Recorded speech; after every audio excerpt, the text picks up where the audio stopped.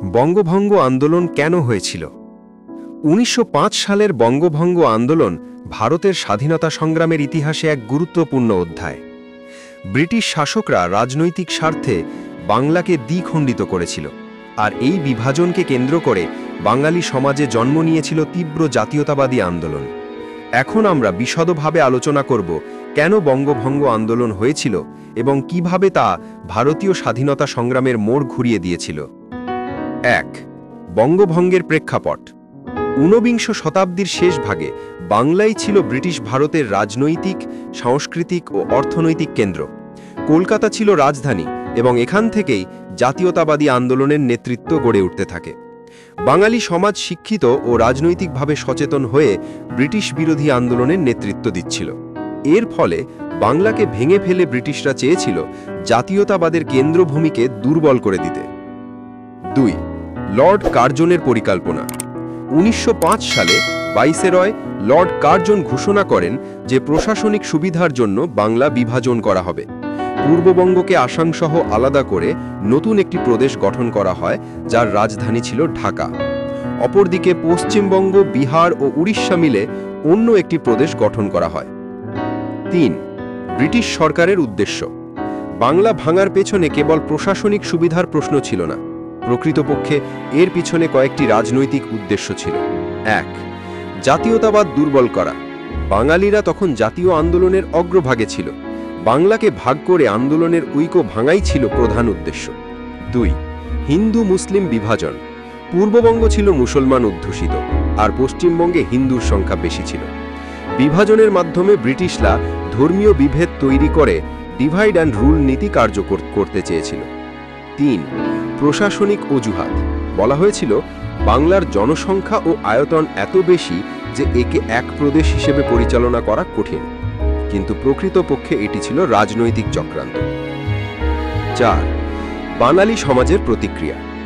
বঙ্গভঙ্গের খবর ঘোষণার পর সমগ্র বাংলা জুড়ে প্রবল ক্ষোভ ছড়িয়ে পড়ে। হিন্দু মুসলমান নির্বিশেষে বহু মানুষ এই সিদ্ধান্তকে অপমানজনক মনে করে। তারা বুঝতে পেরেছিল ব্রিটিশরা চক্রান্ত করে বাঙালি ঐক্য ভাঙতে চাইছে। ১. সভা সমিতি। বিভিন্ন জায়গায় সভা, মিছিল ও সমাবেশ সংগঠিত হয়। ২. স্বরাজ ও জাতীয়তাবাদ। বালগঙ্গাধর তিলক, বিপিনচন্দ্র পাল, লালা লাজপত রায় প্রমুখ নেতা আন্দোলনকে সর্বভারতীয় রূপ দেন। ৩. বাংলার নেতৃত্ব। রবীন্দ্রনাথ ঠাকুর, সুরেন্দ্রনাথ বন্দ্যোপাধ্যায়, অরবিন্দ ঘোষ প্রমুখ আন্দোলনের নেতৃত্ব দেন। ৫. বঙ্গভঙ্গ আন্দোলনের প্রধান রূপ। ১. স্বদেশী আন্দোলন। বিদেশি পণ্য বর্জন করে দেশীয় পণ্য ব্যবহার করার ডাক দেওয়া হয়। এর ফলে দেশীয় শিল্প ও বাণিজ্যে নতুন জোয়ার আসে। ২. বহিষ্কার আন্দোলন। ব্রিটিশ পণ্য, স্কুল, কলেজ ও অফিস বর্জনের ডাক দেওয়া হয়। ৩. রাখি বন্ধন উৎসব।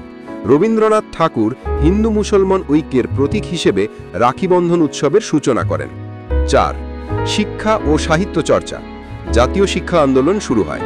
জাতীয় বিশ্ববিদ্যালয় প্রতিষ্ঠার উদ্যোগ নেওয়া হয়। সাহিত্য ও গান আন্দোলনের শক্তি বাড়ায়। ৫. বিপ্লবী কর্মকাণ্ড। অনেক যুবক সশস্ত্র বিপ্লবী সংগঠনে যোগ দিয়ে ব্রিটিশ বিরোধী আন্দোলন তীব্র করে তোলে। ৬. বঙ্গভঙ্গ আন্দোলনের ফলাফল। বঙ্গভঙ্গ আন্দোলনের তীব্র প্রতিরোধ দেখে ব্রিটিশ সরকার চাপে পড়ে। ১৯১১ সালে রাজা পঞ্চম জর্জের দিল্লি দরবারে বঙ্গভঙ্গ প্রত্যাহারের ঘোষণা দেওয়া হয়। কলকাতার পরিবর্তে দিল্লিকে ভারতের রাজধানী করা হয়।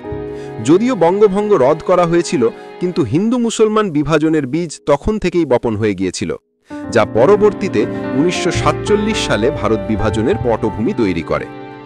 ৭. বঙ্গভঙ্গ আন্দোলনের ঐতিহাসিক গুরুত্ব। এটি ছিল ভারতের জাতীয়তাবাদী আন্দোলনের নতুন মোড়। স্বদেশী আন্দোলনের মাধ্যমে আত্মনির্ভরতার বীজ বপন হয়। জাতীয় শিক্ষা আন্দোলন ও দেশীয় শিল্পের প্রসার ঘটে। হিন্দু মুসলমান ঐক্যের এক মহান দৃষ্টান্ত সৃষ্টি হয়, যদিও পরে তার দুর্বল হয়ে পড়ে। বিপ্লবী আন্দোলনের ভিত্তি তৈরি হয়, যা পরবর্তী স্বাধীনতা সংগ্রামে গুরুত্বপূর্ণ ভূমিকা রক্ষা করে। বঙ্গভঙ্গ আন্দোলন কেবল বাংলার ইতিহাস নয়, সমগ্র ভারতবর্ষের স্বাধীনতা সংগ্রামের ইতিহাসে এক অনন্য অধ্যায়।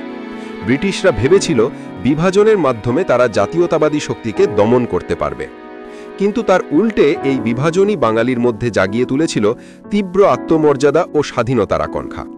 স্বদেশী ও বর্জন আন্দোলন ভারতীয় স্বাধীনতা সংগ্রামের ভিত্তি দৃঢ় করে এবং জাতীয় ঐক্যের শক্তি হিসেবে ইতিহাসে অমর হয়ে থাকে। ভিডিওটি ভালো লাগলে লাইক, শেয়ার, কমেন্ট ও সাবস্ক্রাইব করতে ভুলবেন না। ধন্যবাদ।